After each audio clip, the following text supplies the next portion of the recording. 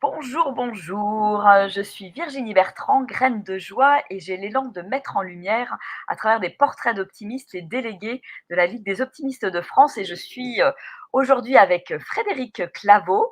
Frédéric, tu es délégué dans le Limousin et à Limoges en particulier. Bonjour, je suis ravie de t'accueillir dans ce portrait, Frédéric. Bonjour Virginie, je suis vraiment très content d'être là, surtout on s'est loupé plusieurs fois pour faire ce portrait. Yes, on y arrive. On y arrive, on y arrive. On vient d'enregistrer juste On ensemble est à l'instant exactement, là et de voilà, faire en direct la pause optimiste. Donc on profite de exactement. l'occasion pour le faire Chouette. maintenant, ça c'est cool. Complètement. Alors, bah, du coup, c'est toi qui vas causer dans le poste aujourd'hui, enfin maintenant, Ouais. Fred.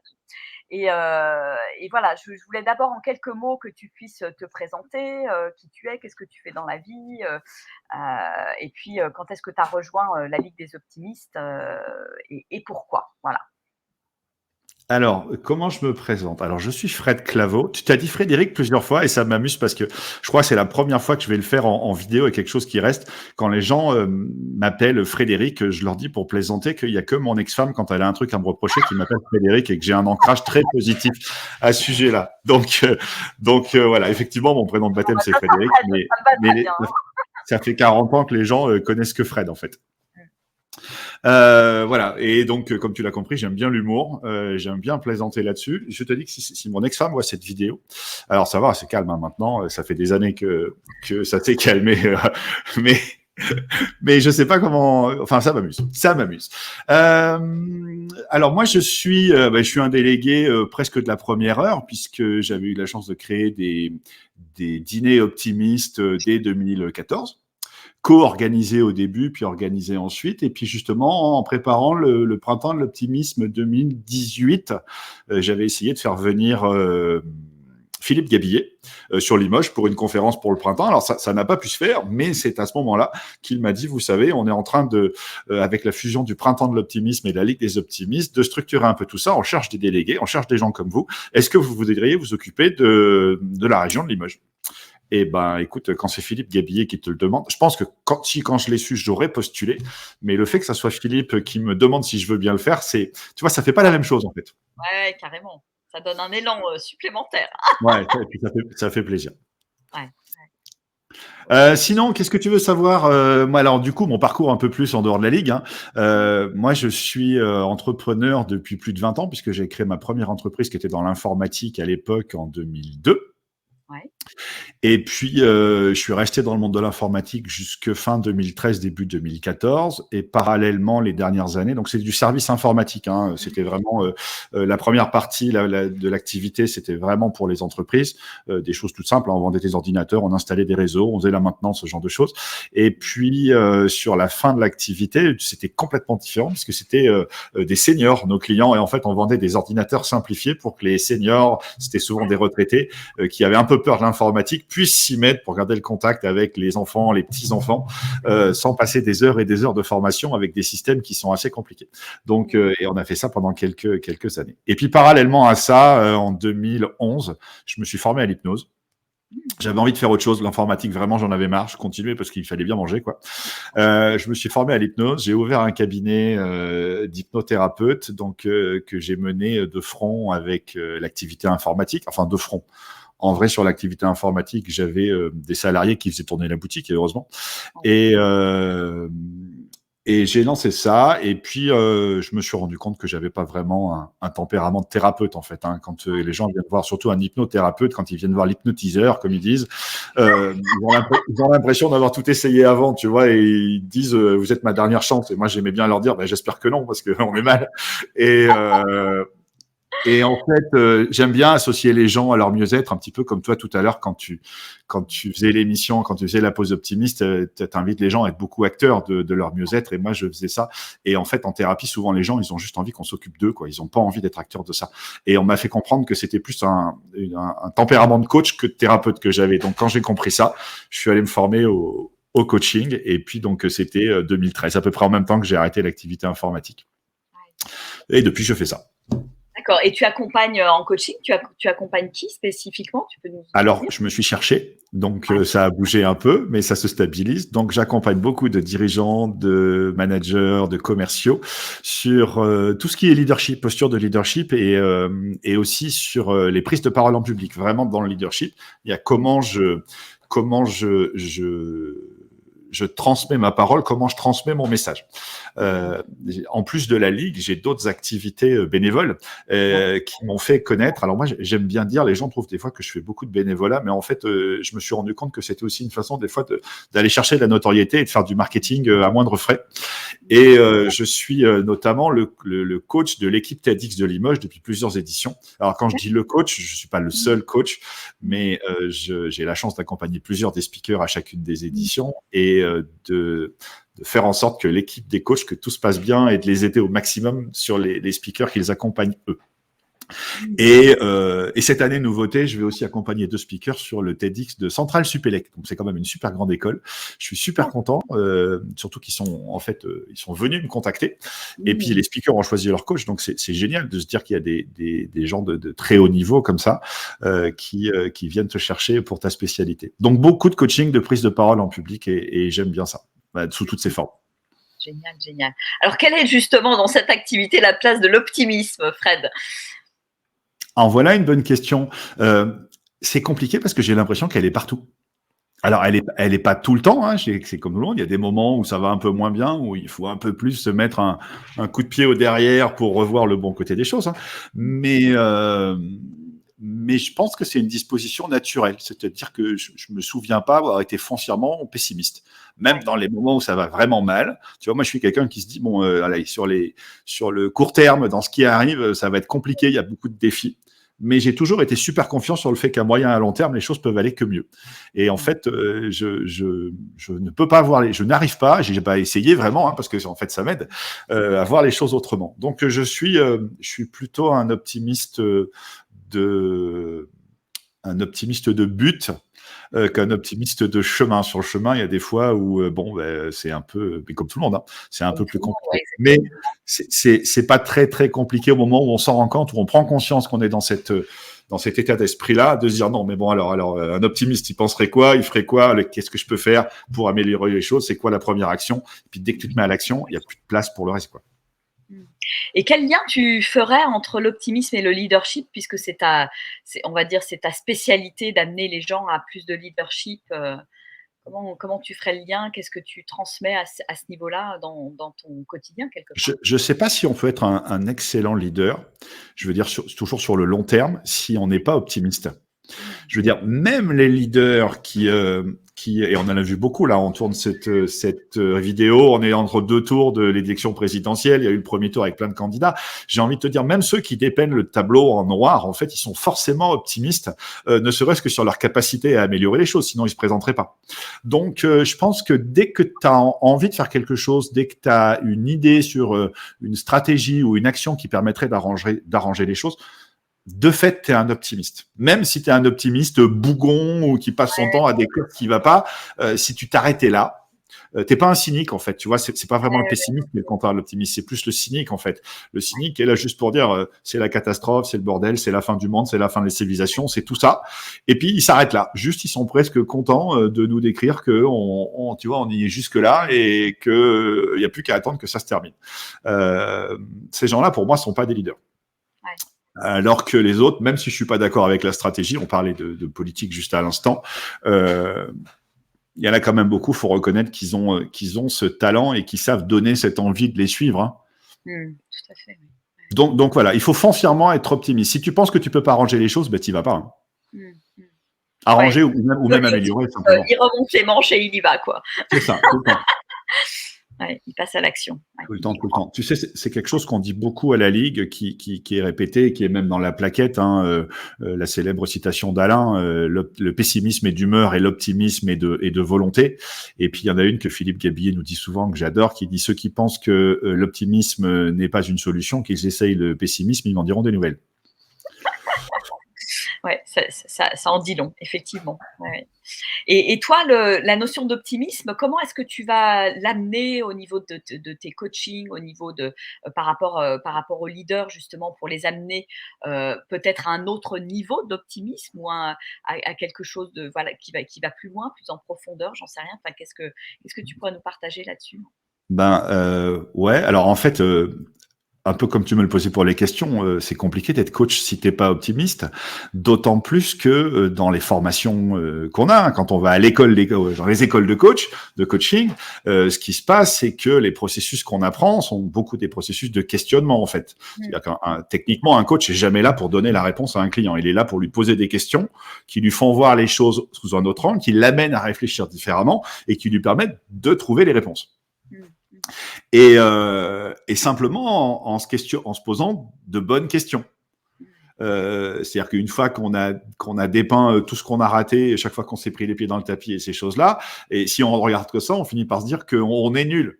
Tu Ouais, vois, alors que même si on a fait beaucoup de ratés, c'est pas parce qu'on fait des choses qui fonctionnent pas que nous on fonctionne pas.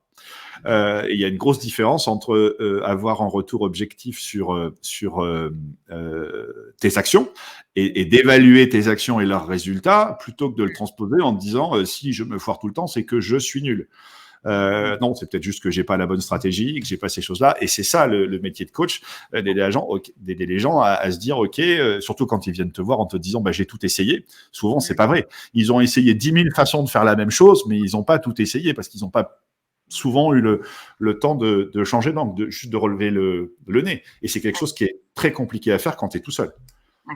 C'est pour ça que les coachs se font beaucoup coacher, parce qu'ils savent que ce regard extérieur, c'est pas une question de compétence en disant je suis coach, je sais faire. Ça marche pas comme ça. C'est juste il y a quelqu'un qui a un regard extérieur et qui, dans mes éléments de langage, dans la façon dont je me comporte ou dont j'aborde tel ou tel sujet, vont dire ah tiens là c'est pas pareil. Est-ce que tu as remarqué Qu'est-ce que tu veux dire un peu plus par là? T'amener à creuser pour finalement arriver toi-même à la conclusion de ce que tu peux faire pour arranger les choses.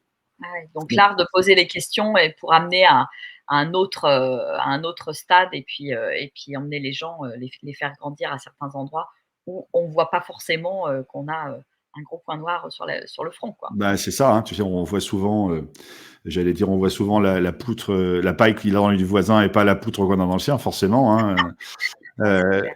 et voilà, ce regard extérieur, il est fondamental. Et j'allais dire, c'est la première utilité du coach, surtout qu'il est que dans l'écoute et qu'il cherche à comprendre. Il cherche pas à donner de réponse à son client, il cherche à le comprendre. Et le fait de poser des questions pour mieux comprendre amène la personne qui est coachée à elle aussi à se poser des questions différemment et à comprendre. Ouais, ouais, ouais, à prendre un autre regard sur la situation. Et à poser Alors les actions en paix. Sinon, c'est ouais, plus du coaching. ouais, ouais. Et pourquoi l'optimisme alors, c'est important pour toi, Fred? Ça m'habite en fait. C'est même pas que c'est important pour moi, c'est que c'est une évidence. Je n'ai pas d'autre modèle. Donc je me suis pas posé la question en disant mais un jour, bien sûr, c'est l'optimisme. Et on m'a fait remarquer que j'avais toujours tendance à avoir le bon côté des choses. Alors quand c'est vraiment compliqué, ça passe, en ce qui me concerne, beaucoup par la dérision. Ouais, ouais, Donc ça va être la bonne blague. J'adore ouais, l'humour comme outil, tu sais. Et puis j'aime ouais, beaucoup les citations aussi, tu vas t'en rendre compte. ouais, ouais, C'est Gérard Jugnot, le grand philosophe Gérard Jugnot, j'aime bien le présenter comme ça, qui parlait de l'humour en disant que l'humour c'est comme un essuie-glace, ça arrête pas la pluie, mais ça permet d'avancer. Et mmh, c'est vrai que souvent, quand ça va vraiment mal, qu'on a ouais, vraiment l'impression que tout va mal, une bonne boutade ou un beau truc d'autodérision, tu sais, un peu à l'anglaise, les Anglais sont très forts ouais, tout pour à cette fait. autodérision, et le fait de toi-même sourire de la situation, évidemment, ça règle rien, mais c'est un premier pas pour avancer. Ouais, Et j'aime bien passer par là. Et dans mes ouais, coachings aussi, du coup, tu vois, je préviens forcément les clients avant, mais ça passe des fois par de l'autodérision, des boutades, presque des vannes. Mais comme les personnes savent et qu'elles sont prévenues, elles comprennent le truc. Et puis du coup, effectivement, ça aide. Et c'est des raccourcis formidables. ouais, ça bouscule, mais ça bouscule gentiment, quoi. Il y a quelque chose de il y a de la bienveillance derrière aussi, Oui. derrière l'humour dans Ah ben, l'écriture. énormément, énormément, c'est obligé. Mais on parlait des leaders, on parlait des coachs, on parlait de l'optimisme. Pour moi, l'optimisme est dans chacune des actions des deux premiers qu'on a cités. Et heureusement, même si c'est pas encore assez à mon goût, les leaders, j'aime bien parler de leaders plus que de la position manager ou directeur, mais les Ouais, leaders, de plus en plus, intègrent des postures de coaching dans l'accompagnement de leurs équipes. les équipes. Et ça, je trouve que c'est génial. Mmh, mmh. Super. Est-ce que tu pourrais me donner un exemple d'une situation, personnelle ou professionnelle, si tu as envie, comme ce qui te vient, où toi, tu as dû faire appel à ton optimisme pour rebondir? Huh. Euh, ouais, il y en a plein. Alors attends, maintenant, il faut choisir laquelle.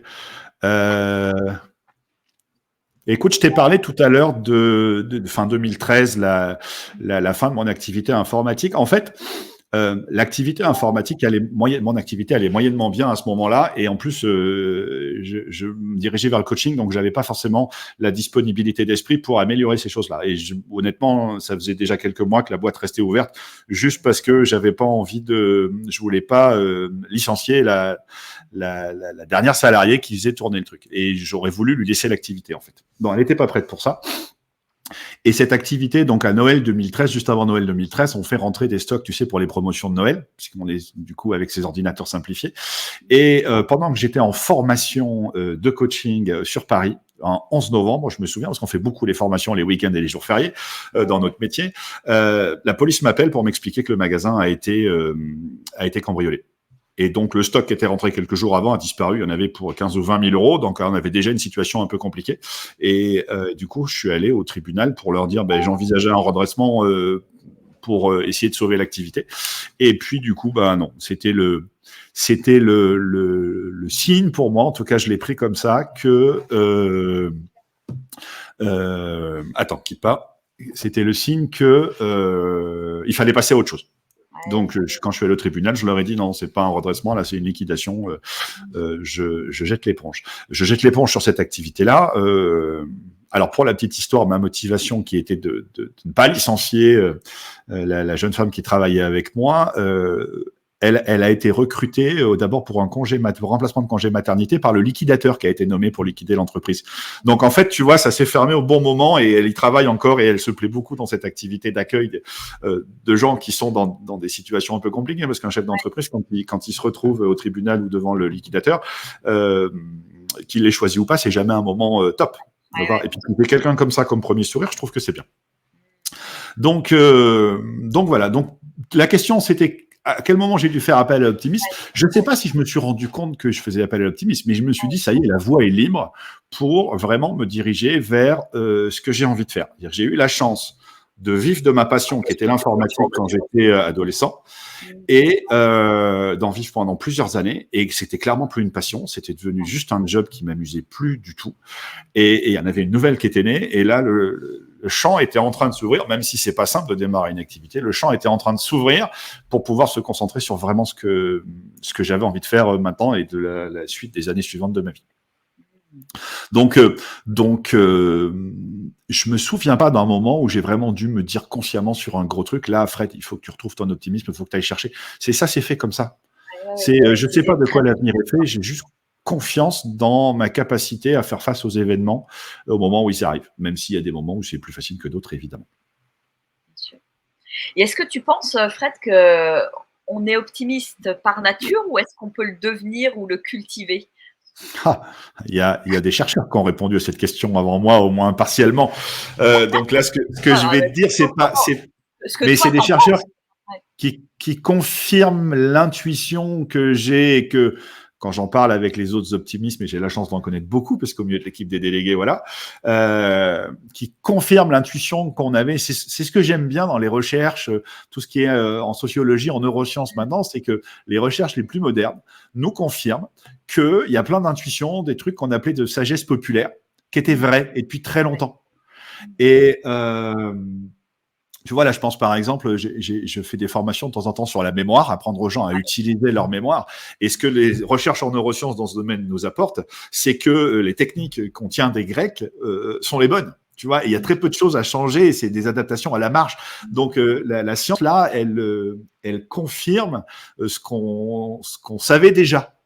Et j'adore quand c'est comme ça. Du coup, j'ai perdu le fil. Je ne sais plus quelle était ta question. Est-ce qu'on peut devenir optimiste ou est-ce que c'est quelque chose qui se cultive ou est-ce que, Ouais, alors effectivement, il y a des gens qui ont une tendance plutôt naturelle à être optimistes, mais ceux qui sont un peu pessimistes, est-ce qu'ils peuvent devenir optimistes?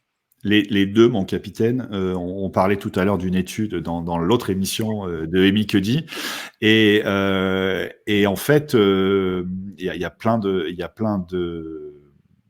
d'études comme ça qui nous montrent qu'il y a une part d'hérédité, donc une part de gène. Okay, mais c'est pas parce que c'est des gènes qu'on peut pas le changer. Oui, Souvent, c'est un héritage. Hein. Alors, je suis pas un grand scientifique, mais quand on écoute des gens comme Joël de René sur l'épigénétique, sur ces choses-là, on se rend compte qu'effectivement, dans nos gènes, il y a une partie du bagage de nos ancêtres qui sont là et que ça dicte certains de nos comportements. Mais ça représente qu'une partie. On parle aussi de l'environnement. Il y a des études qui disent que l'environnement, l'influence de l'environnement sur cette capacité-là, c'est 10%. Alors, l'étude, elle porte plutôt sur le bonheur, mais sur l'optimisme, je prends la liberté de le transposer.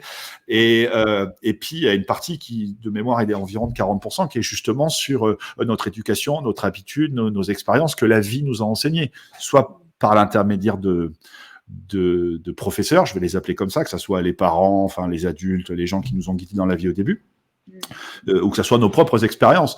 Donc, en fait, il y a un peu des deux. Et il y a des gens qui, au départ, ont des gènes un peu plus spécifiques pour ça et pour qui ça va peut-être être un peu plus facile. Mais je pense que c'est une excuse de se dire que je suis né comme toi, t'appuyer sur mes dents en disant bah non, mais moi je suis dans une famille, on est pessimiste de père en voilà, de génération en génération. Mon dernier aïeul qui a voulu changer le monde, il s'appelait Robespierre, on lui a coupé la tête, tu vois, dans la famille, on n'a pas de chance.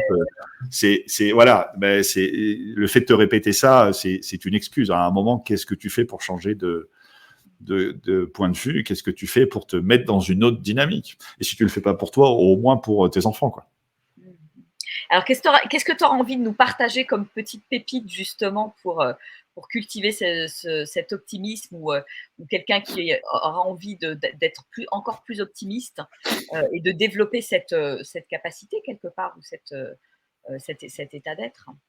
Ah, voilà une bonne question que j'aurais dû anticiper.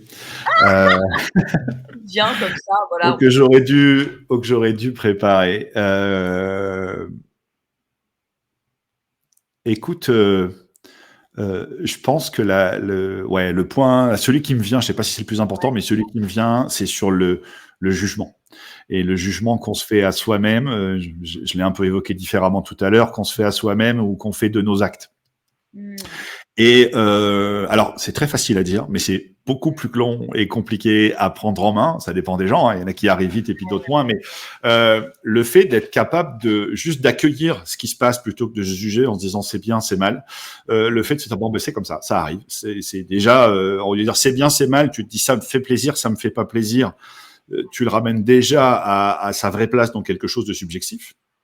Tu vois, alors c'est bien, c'est mal, c'est subjectif aussi, mais c'est un peu inculqué. On a plein de règles, plein de morales qui font qu'à la fin, tu te dis c'est bien, c'est mal.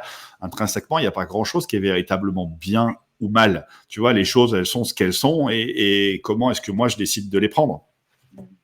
Il y a des actions qui les ont là. Si on regarde l'actualité maintenant, il y a effectivement des gens qui font des choses très très mal.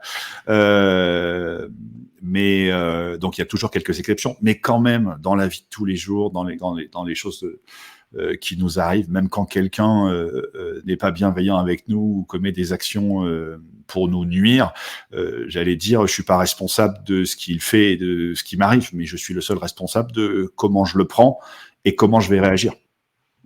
Et suivant comment je vais réagir, il va y avoir des conséquences qui vont aller soit vers de l'amélioration, soit vers une forme d'escalade. Mais voilà. Alors, je dis ça là, c'est facile à dire hein, devant la caméra. Je suis avec quelqu'un que j'aime bien, on est assis, on est tranquille, on fait des choses plutôt sympas. Donc il y a des fois où c'est plus dur, mais c'est là que c'est intéressant. Donc accueillir accueillir plutôt que de juger. Et puis si vraiment le jugement est impossible, il y a un truc qui est très très bien à faire, c'est d'aller trouver des gens en qui on a confiance, des gens qui nous font du bien, de leur demander ce qu'ils en pensent et de faire confiance à leur jugement à eux plutôt qu'au nôtre, parce que leur va souvent être plus encourageant pour peu qu'on les choisisse. Quoi. Moi je dis toujours si tu es entouré de gens qui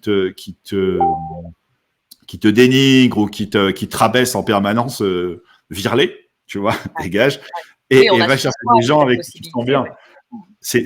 C'est le minimum, j'allais dire, c'est le minimum syndical, tu vois. Mmh mh.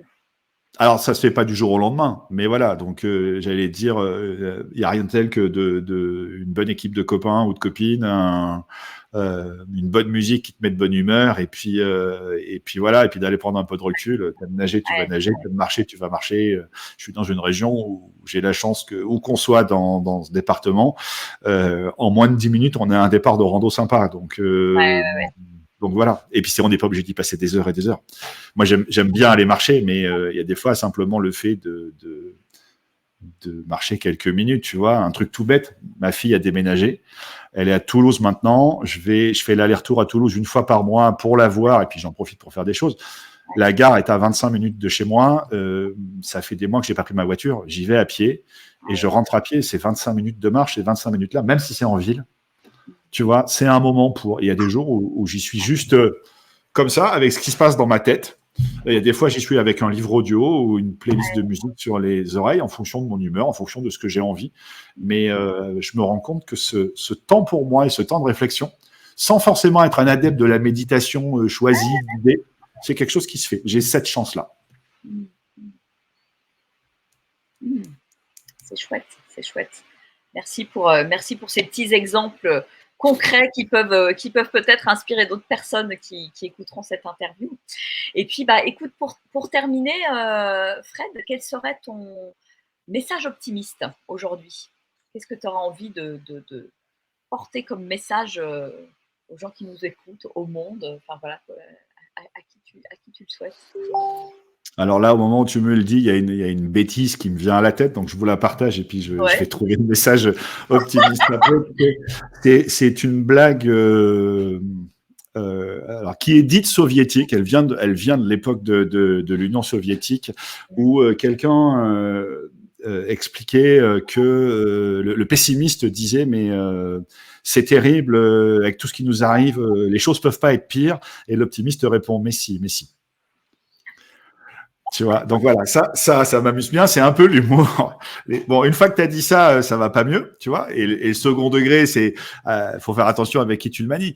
Mais globalement, un message optimiste, bah déjà éteignez la télé. Hein. La mmh, diète médiatique, c'est pas un message, c'est un conseil.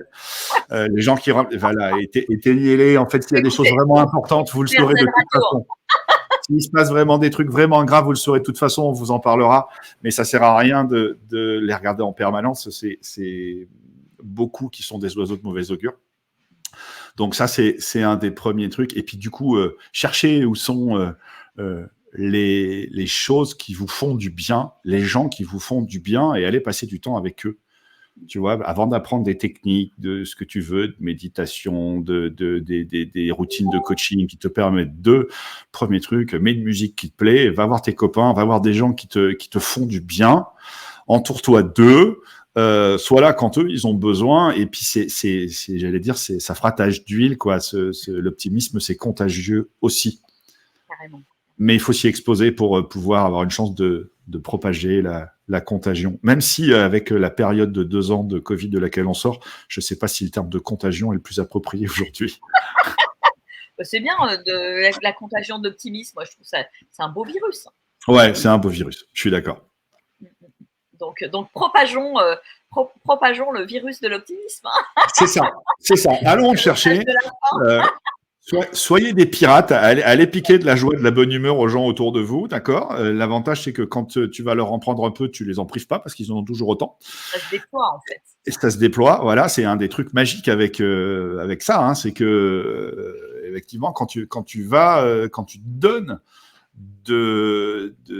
allez, soyons fous, du bonheur, de la joie, de la bonne humeur, quand tu donnes du positif aux gens, une fois que tu l'as donné, toi, t'en as pas moins. Et ça, c'est top. Et Et en même souvent, et en t'en as un plus, peu plus. ça nous nourrit intérieurement. C'est ça. Il y a un effet boule de neige à tous les niveaux. Il y a ça nous ressource, ça nous nourrit et ça nourrit l'autre, en fait. Ouais, j'aime bien cet exemple. Et alors au départ, il est avec des idées, mais tu sais, si je te donne un objet, si je te donne une pomme, si je te donne une pomme, tu auras une pomme, j'aurai plus de pommes. OK. Et inversement, tu as une banane, tu me donnes une Ouais. banane, ben, j'ai la banane, tu n'as plus la banane. Si j'arrive avec une idée et que tu arrives avec une idée, que je te donne mon idée et que tu repars avec ton idée, on repart tous deux avec 2 idées. Donc en fait, il n'y a pas de. Voilà, et les émotions, c'est pareil. Si j'arrive avec ma tristesse, mon mal-être et que je te le partage, on repart, je l'ai toujours. Voilà. Peut-être que le fait d'en avoir parlé va te soulager un peu, mais je crois pas que ça change énormément les choses. S'il n'y a pas une action derrière, et une action, ça peut être simplement de penser. Donc, ouais, voilà, allez piquer la joie, la bonne humeur à ceux qui en ont. Ils vous en donneront de plaisir, surtout que ça les prive de rien, quoi. Génial.